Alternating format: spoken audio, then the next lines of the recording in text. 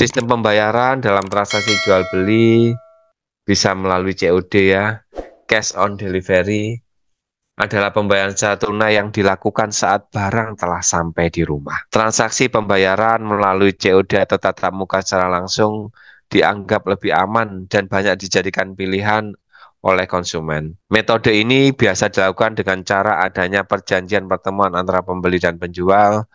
Barang mereka diberikan begitu pembeli menyerahkan uang seharga barang yang dibeli sesuai dengan kesepakatan. Itu dulu. Saat ini pun juga COD pun boleh dibuka dulu. Kalau tidak sesuai bisa segera dikembalikan. Semakin ke sini semakin aman ya adik-adik. Transaksi melalui internet ini. Pak Oni mau tanya, Pak.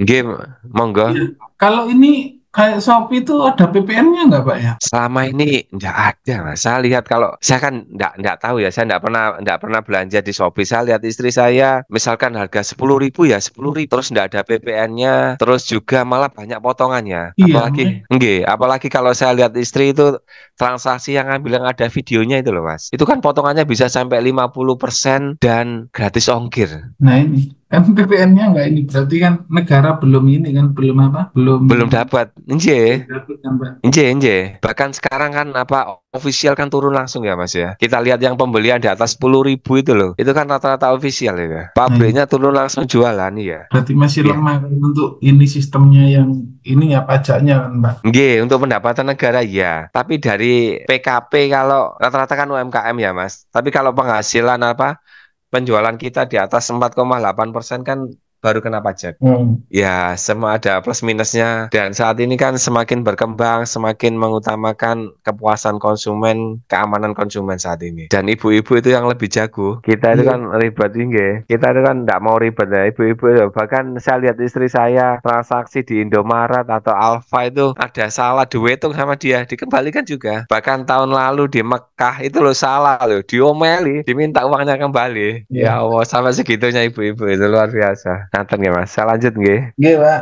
Makasih, Nggih, Pak. nggih. Sistem pembayaran dalam transaksi jual beli melalui COD ini aspek hukum sistem pembayaran diatur di pasal 15 ayat 1 Undang-Undang ITE yang mengatur bahwa setiap penyelenggara sistem elektronik harus menyelenggarakan sistem elektronik secara handal dan aman serta bertanggung jawab beroperasi sistem elektronik sebagaimana mestinya. Yang kedua melalui transfer bank ya. Transfer adalah pemindahan sejumlah dana tertentu dari rekening seorang nasabah ke nasabah yang lainnya dengan waktu yang cepat dan aman. Bank adalah metode yang paling banyak digunakan dalam transaksi bisnis online. Hal ini karena caranya cukup mudah dan cepat, terutama bagi seseorang yang telah memiliki layanan internet banking ataupun mobile banking. Metode ini memerlukan kepercayaan yang cukup besar sebab kadangkala sering terjadi penipuan melalui metode ini. Seperti struk bukti transfer yang dipalsukan oleh pembeli. Baiknya begitu ada transfer kita cek di m-banking kita. Dana sudah masuk atau belum sebagai kehati-hatian kita ya adik-adik. Iya, ada yang juga mau saya sampaikan ya adik-adik. Jangan pernah meminjamkan uang kita kepada orang lain tanpa jaminan. Jangan pedulikan bagaimana orang tersebut berpura-pura menyedihkan di hadapan kita. Kalau kita punya rezeki lebih baik kita mentraktir mereka makan atau kita memberikan sumbangan ataupun sodako seikhlas kita. Tapi jangan sesekali meminjamkan uang tanpa jaminan yang liquid. Jadi jaminannya harus ada tambahan, jaminan yang liquid yang bisa kita carikan. Banyak kebohongan yang terjadi, misalkan saya pinjam uangnya ya, hari ini saya sudah over limit 100 juta transfernya. Besok saya kembalikan. Banyak seperti itu. Kalau jaminan ini, Pak, petok D itu bisa nggak, Pak Oni? Nggak boleh, Mas. Jaminan Nah, sertifikat itu nggak boleh. Kita bukan perbankan. nah, makanya itu saya juga punya kasus itu sih, Pak. Ada nyaruh jaminan itu sampai sekarang mau tak minta orangnya nggak mau. Yang Hmm, diagung yang dikasihin ke saya atas nama orang tuanya. lah, bahkan jenengan bisa kena pidana loh, Mas. Kalau orang Iya, tuanya melaporkan jenengan. makanya nggak saya urus juga sih, Pak. Nilainya juga lumayan sih. Tak urus juga resiko kan, nggak tak urus juga Oke. ada nilainya. Jadi tak biarin aja sekarang anak petak D-nya di rumah. Tapi di perjanjiannya ada, Pak. Jadi di situ makanya kan saya kemarin juga sempat tanya untuk kekuatan materai itu seperti apa. Ternyata tak baca-baca kok nggak ada kekuatannya juga dihukum. Materai itu kan cuma sebagai bukti kita membayar pajak, Mas. Oh iya itu Pak. Nggih. Kalau jenengan sudah ada kasus seperti itu, kalau jenengan somasi aja atau didatangi dengan baik-baik ke bapaknya. Oh anaknya hilang Pak, udah anaknya hilang. Orang tuanya tak ini nggak mau tanggung jawab. Dia tak pegang aja sampai sekarang tetapnya. Kalau Buat bisa bapak. jenengan laporan laporan aja, sama petoknya itu diblokir. Oh gitu Pak. Iya, kalau nanti dia bikin duplikat bisa loh, Mas. Oh, Jenengan berkirim surat ke Sekdes ya atau Pak Cari di situ. oh didatengin ya ininya Pak. Didatangi ya pihak pihak balai desanya bahwa sertifikat jenengan pegang dan ada pinjaman senilai ini. Memang dia tidak bisa ngapa-ngapain lah. Nanti dia kan kalau jenengan tidak laporan gitu, dia bisa buat duplikat. Lah kalau duplikatnya sudah keluar, dia jual bisa. Hmm, coba lah nanti tak ceknya ke kepala desanya. Nggih, di situ jenengan nun sewu, apa jenengan kasihan, apa jenengan jenengan fotokopinya jenengan legalisirkan di notaris tempat, jenengan serahkan ke sekdesnya atau Pak Lurah atau Pak Kadesnya. Minimal dia tidak bisa duplikat, minimal dia tidak bisa jual. Walaupun uang jenengan juga tidak kembali. Iya, melarikan Nggih. diri Pak anaknya. Oh, nggak apa-apa apa sebagai pembelajaran ya Mas. Iya kan, Nggih. mungkin bukan Ya hak saya. semoga Allah menggantikan dengan yang lebih baik, lebih banyak dan lebih baik Mas. Ya insya Allah kan setiap orang ini kan paham manfaat uang. Meminjam uang kepada orang lain tanpa jaminan itu karena memang faktanya ya kemungkinan besar bahkan 90% lebih itu tidak akan dikembalikan.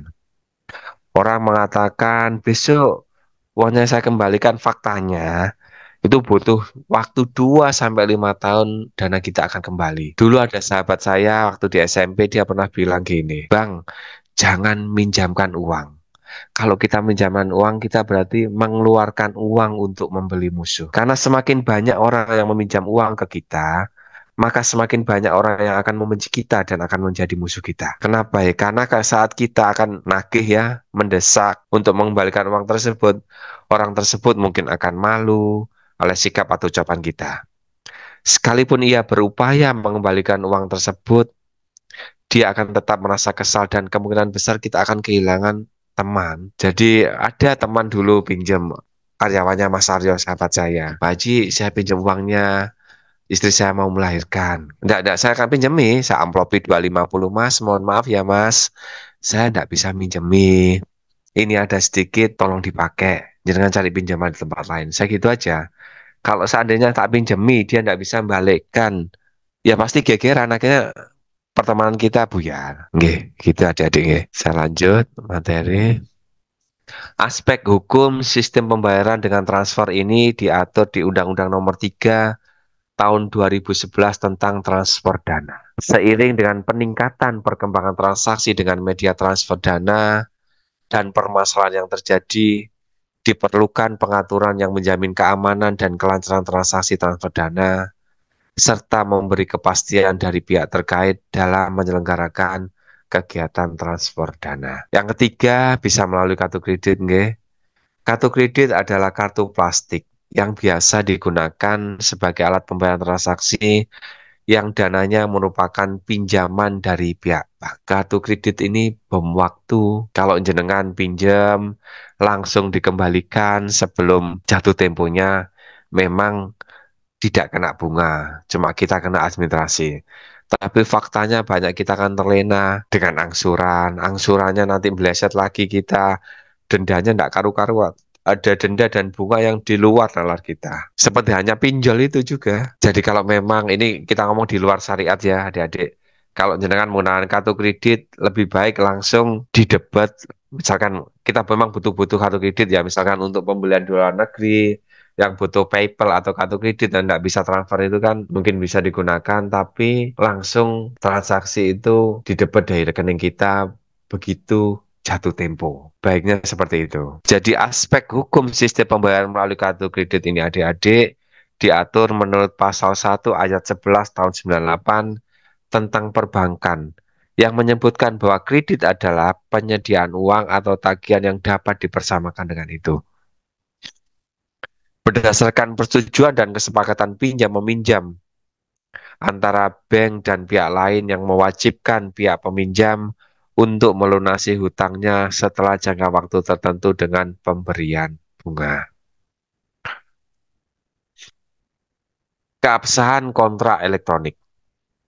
Jual beli melalui media sosial pada dasarnya sama dengan jual beli pada umumnya, di mana jual beli terjadi ketika ada kesepakatan mengenai barang atau jasa yang diperdagangkan serta harga atau barang atau jasa tersebut. Jual beli melalui medsos maupun konvensional perbedaannya ada pada media yang digunakan saja.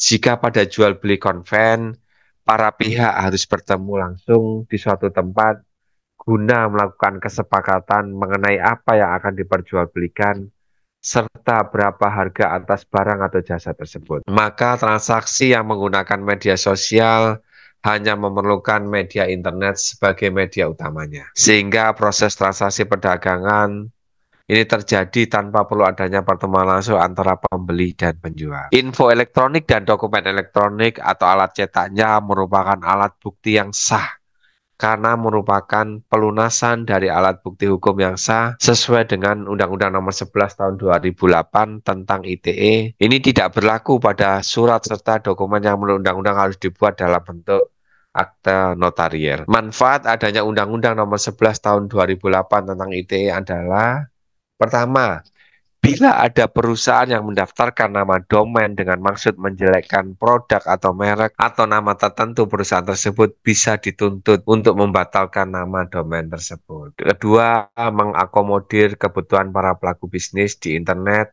dan masyarakat pada umumnya guna mendapatkan kepastian hukum dengan diakuinya bukti elektronik dan tanda tangan digital sebagai bukti yang sah di pengadilan. Tiga, dapat memberikan peluang bagi bisnis baru dari dan bagi para wira swasta di Indonesia. Karena menyelenggarakan sistem elektronik diwajibkan berbadan hukum yang berdomisili di Indonesia. Keempat, memungkinkan kejahatan yang dilakukan dari seseorang di luar Indonesia maupun di Indonesia dapat diadili. Lima, bila ada yang melakukan transaksi kartu kredit tanpa sepengetahuan pemilik kartu kredit yang sah, secara jelas bisa dituntut melalui hukum. Adapun berdasarkan pasal 1320 ada 4 syarat sah suatu kontrak. Pertama, adanya kesepakatan para pihak ya, kesepakatan pihak yang berkontrak yang saya sampaikan di pertemuan kita pertama ya.